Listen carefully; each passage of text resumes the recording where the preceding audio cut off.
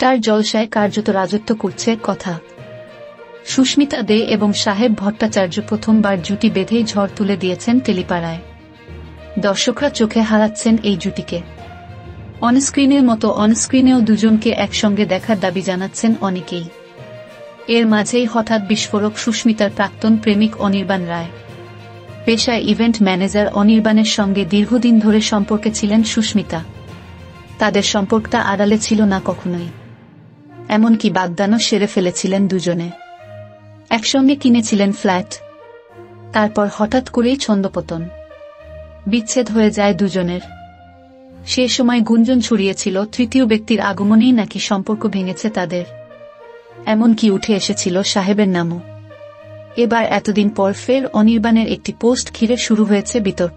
Social মিডিয়ায় কারোর নাম না করেই অনির্বাণ লিখেছেন, ভদ্রতার খাতিরে চুপ করে আছি।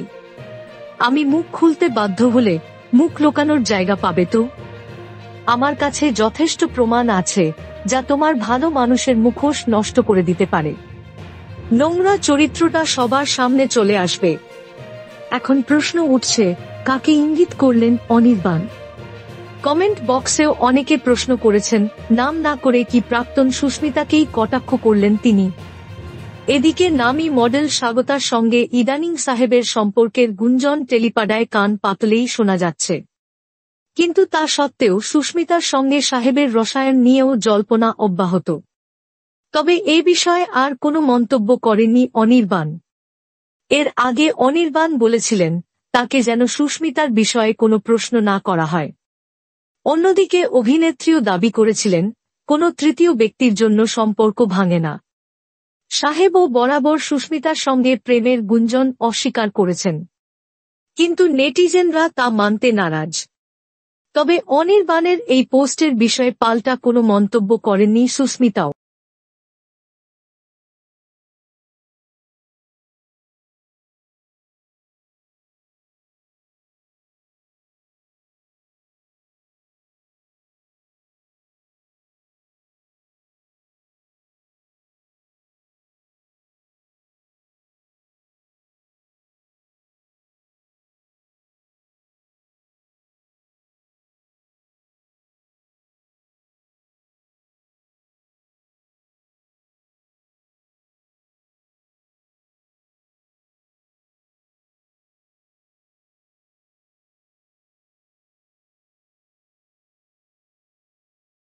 Thank you so much for watching our videos.